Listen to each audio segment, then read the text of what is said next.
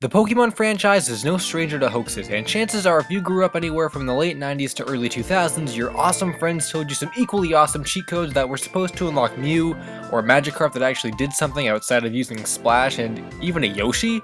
Unfortunately, back then, there were a lot of fake rumors and hoaxes that most gamers fell victim to simply because they didn't know any better. Fortunately, in 2015, we can take a look at all the fakery in the Pokemon franchise and have a good laugh at a lot of it in the first episode of Hoaxtacular. Blow some air into your game cartridges and turn your Game Boys on. Then blow some more air into your cartridge and hope that it works this time, because we're going to take a look at all the rumors and hoaxes from the Pokemon franchise. Before I get into generation specifics, I want to do an overview on a couple of really common fake methods that have been spread throughout all generations of the Pokemon games, usually brought up when hunting legendary Pokemon is involved. Beating the Elite Four a certain amount of times and completing the Pokédex were often said to hold special significance. If you actually had enough time on your hands or didn't go insane from seeing the same dialogue in Pokemon over and over and over again, then once you wrecked the Elite Four enough times, you were rewarded with pretty much whatever Pokemon you wanted, because this method was said to work with pretty much any event legendary. I have no idea how you would be rewarded with a Pokemon, but when I fell for this, I kinda just hoped some random NPC or maybe the professor would hand me a ferry ticket to take me to Naval Rock or Birth Island. So to kick off this episode, let's take a look at some fake alternate forms from the Sinnoh region. It's no surprise nowadays making a fake Korokoro Pokemon leak is about as easy as opening up a refrigerator door, but around the time of Platinum version there was a couple that I remember seeing and thinking they were real. Instead of being completely made up Pokemon that looked nothing like official artwork, images popped up of Regigigas and Shaman, who both had new forms. From my understanding, both Regigigas and Shaman were set to appear in the 11th Pokemon movie, at which time the name Sky form was leaked onto the internet. There was no specification as to which Pokemon this Sky form term belonged to, so both leading role Pokemon had fake images made for them. Regigigas is now a gigantic floating albatross, and Shaman's Sky form is pretty similar to its official counterpart, except this one uses the severed head of its land form. They are decently well done, and since they resemble official Pokemon during a generation when form changes were all the rage, it makes sense that someone would try and fool people into believing these were real. The only other Gen 4 rumor I have to talk about involves the Mystery Gift, and probably derives from the aforementioned completion of the Pokédex. It was rumored that by using the Mystery Gift as often as possible, it would unlock the in-game ability to find event Pokemon like Mew. There of course is no validity, as those types of Pokemon aren't found anywhere in-game, but this does remind me of a fake cheat someone told me in Generation 3, where if you rapidly tap the A button while the Mystery Gift searches for data, you'll unlock the ticket or Pokemon you were after. Funny how the game knew exactly what Pokemon you wanted and would seemingly give it to you so easily. And to think I had to spend money on these wireless adapters only to result in absolutely nothing, except a "you didn't do it right" from my friend. So now we're going to move on to Generation 3, of which I was unfortunately only able to find one rumor for, but it was another one that I fell victim to. In the Hoenn region, Moss Deep City houses a space center, and a claim that you could ride the rocket all the way to the moon, where Deoxys and Jirachi were said to reside and could be caught. Essentially, the bulk of this rumor came from the idea that the rocket launch number system had some sort of significance. There's a scientist guy looking out of the window of the space center who, upon talking to, will inform you about the number of successful rocket launches. Once that number reached 100 is when it was said you could ride the rocket to the moon. In retrospect, it's unlikely to assume that Nintendo would have hidden an important legendary Pokemon in an area of the game that, in my case, can't be accessed once the internal battery runs dry, and of course it was known at the time that Deoxys is located on Birth Island, and Jirachi was only obtainable via transfer from the Pokemon Coliseum pre-order bonus disc. Moving on to Generation 2 now, the next Pokemon game we're going to talk about is Hey You Peekaboo. Wait a second, that's not a game, but maybe it would have been if this rumor was actually true, although it falls more along the lines of misinterpretation.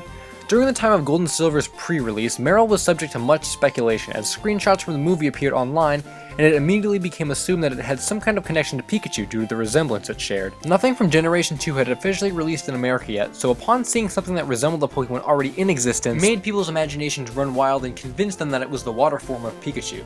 As I'm sure you were all stunned to hear. Meryl was actually its own Pokemon, but it's curious to note that this misinterpretation actually led to more fake rumors on how you could catch him in the previous generation before his existence. Finally, this largely leaves Generation 1, and as you could probably have guessed, since these are the oldest Pokemon games and people were the most naive back at this time, there is a ton of fakery in red, blue, and yellow versions. I first want to start this generation by mentioning what is arguably the most infamous and important hoax to the Pokemon franchise, which is known as the Pokegods. Essentially, this rumor came from the fact that Pokemon players didn't know how far the games went or what exactly was contained within them, and it prompted the idea that there existed Pokemon more powerful and numbered beyond 150. It also prompted the creation of fake screenshots and Pokemon sprites that were widely distributed and believed to have been authenticated from the actual game, and as a result left most players to believe that these completely fake Pokemon were actually true. Due to the fact that there were so many, their alleged rarity, and immensely complicated method to obtain them, nobody could really prove or disprove their existence in-game, and that pretty much allowed fake images to gain popularity and validity. Eventually though, like all hoaxes, knowledge of what the Pokemon games actually contained in them widened, and the Pokegods ultimately faded into the depths of the internet, rarely being mentioned or acknowledged by people from back in the day, and mostly unknown to the younger generation of players. On a more goofy note now, Magikarp was the topic of many hoaxes. Considering he was so weak, it made people believe that he had some kind of dormant power that could be unleashed upon activation. Common methods include Splash having an incredibly small chance to instant KO, feeding a rare candy to a level 9 Magikarp from the daycare to have it evolve into Mew, and even claims that the one the fisherman sells you is a Pokegod. These are only a handful of what I'm sure was an abundance of Magikarp rumors from back in the day. Unfortunately, none of them seem to have held up in today's Pokemon games, but I could so imagine that know-it-all playground kid telling his unknowing friends that Magikarp evolves into Zygarde in Pokemon X and Y if you sang the alphabet song into the microphone of your 3DS, or something to that effect. Now, if you thought internet trolls were vile and playground kids were mean, Nintendo themselves might be even worse. For April Fool's Day one year, Nintendo ran a cheat that told players how to evolve Lickitung into Luigi. That sounds crazy, and despite making no sense whatsoever, this is Nintendo we're talking about, in the 90s, so why would they bother to troll? As a result of that mentality, people actually believed it. Apparently you had to hold your Game Boy upside down while leveling up Lickitung. Similarly to Luigi, Yoshi was claimed to be a special evolution of Dragonite by Expert Gamer magazine by following a series of somewhat believable but very difficult steps. Eventually, the article proved to be fake, which is surprising that it didn't get perpetuated online as being legit, and once people found out, they were incredibly angry with the magazine. Now it's time for a rumor that involved a fake item, which was very uncommon as items themselves didn't get a whole lot of hoaxes back in the day.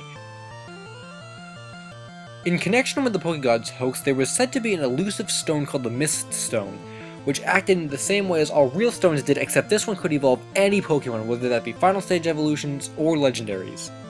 Well, there's not much else to say about this item other than the fact that it didn't exist, is that it most likely stemmed from the idea that Eevee could evolve in 3 different ways depending on which stone you gave him, so it gave players the impression that other Pokemon could evolve in a similar way by using such a universal stone. And in conjunction with every other stone that makes Eevee evolve, it was widely believed that Leaf Stones could also be used to evolve Eevee in Generation 1. This could have been the easiest thing to debunk in Generation 1, but instead of the thought dying out, it became this widely believed thing. The second to last hoax for this video is one I kind of fell for in Generation 3, although its origins are rooted in Generation 1, of course. This rumor is about the Pokemon researcher Bill and the secret that his house allegedly held. You'll notice in these screenshots that behind Bill's house is what appears to be an area in which the player could walk through if they were able to reach it, rather than mountains blocking it off. This suspicious looking pathway evolved into a rumor that allowed the players to gain access to this path, and led to an area behind Bill's house known as Bill's Garden. The garden was said to be home to the rarest Pokemon of the region, including Mew and the Pokegods. The only way to get in though was by showing Bill a multitude of different Pokemon varieties, and in varying orders, and by performing specific amounts of requirements, with too many different varieties to even list in this video. Of course, there is nothing true about this, and it probably came from people's imagination consuming their curiosity. The reason for the gap has been said to be caused by a sprite overlap, and if you walk out of bounds you can visibly see the mountains blocking any path that would lead elsewhere. But that didn't stop people from making fake YouTube videos claiming that such a place existed, even long after the original hoax was dead. Well, we've made it to the final hoax, and what is probably the most infamous specific rumor in all of Gen 1, as well as the most widely believed method on how to obtain Mew, all started with a truck. Parked on the right side of the dock near the SS Anne, said truck was the topic of abundant speculation. Word on the playground is that the truck housed the legendary Pokemon Mew beneath it, and all you had to do was move it out of the way. Common methods of moving the truck involved using the HM strength to push it aside, sometimes after using cut on all its tires, and even bringing specific Pokemon to the location were also said to work. But as it turns out, the truck cannot be moved because there's nothing hiding underneath it, not even an item, much less a Mew. In fact, I've read that this truck is actually part of the floor texture, so it's literally impossible to move. This rumor was initially sparked from the fact that in Generation 1, overworld decorations were scarce, and seeing such an odd sprite in a rather suspicious location led some players to believe it had some kind of relevance or importance. Combine this with the fact that Mew was known to exist but was unable to be found in-game led players to the conclusion that he was hiding under a suspicious-looking truck. And to think that such a historical rumor was started over a collection of pixels and your best friend's word on the playground. But perhaps that's one of the charms of the Pokemon franchise, evoking the imagination of players to see something or believe something that actually isn't there. The air of mystery in these games, and the idea that greatness only awaited discovery definitely is one of the greatest things the Pokemon franchise has given to us. This wraps up Hoaxtacular on the Pokemon franchise. Thanks for watching, and until the next video, I'm LSuperSonicQ, Finn.